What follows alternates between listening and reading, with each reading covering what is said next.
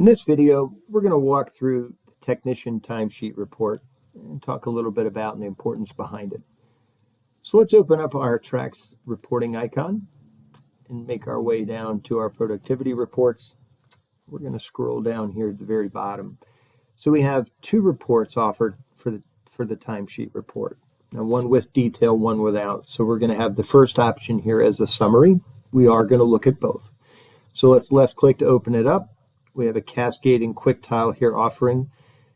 We also have our drop down here for individual technicians. We've got a couple other blocks here to consider. We have closing date type. Now this right here is a very, very big caution point. By invoice date is the best practice. If we select by complete date, we open ourselves up for the possibility to duplicate payroll. Very, very important here. If you do it by complete date, the best practice would be to analyze this week's payroll against last week's payroll to ensure that you do not double pay a technician. And there are those out there that even look 1 week further back into the past to make sure that we don't duplicate off of a third week into the past. That's how important it is. So the best practice, again, is to do by invoice date only.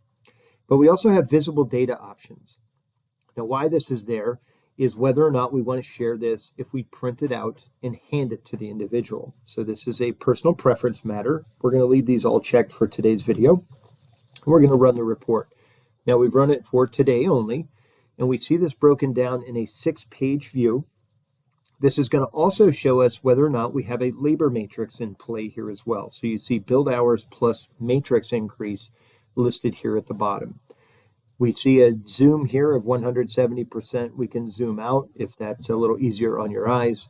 But we're looking at technician number 1's hours, and we're going to move into technician number 2, 3, 4, 5, 6, and so on. So everybody is represented here from the team for this particular day on the work that they've done. Now, we don't have a full calendar day, and you would typically run this report, let's say, for a payroll period.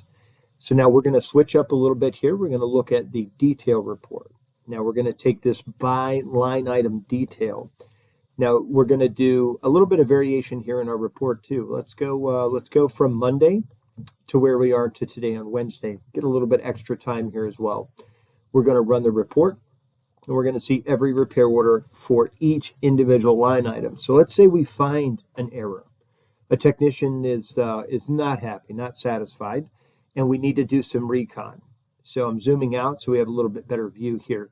We can see each individual's contribution on their tickets by line item on that ticket. So 523, the repair order, consists of these 4 labor lines, and here's what we were paid. Now, break inspections are no billable hours for a technician, so that should be 0. But what if it was a payable labor line? We would have found the error very simply without having to do a whole lot of recon. We'll go to the second page. We'll see technician number 2 and so on. So now this is going to give you the ability to do an individual line item assessment.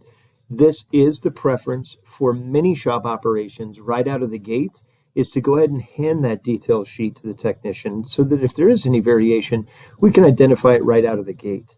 And you can see, again, if there is any labor matrix increase, it is off to the side, and our total amount of 660 plus the 0.8, it results in the 740.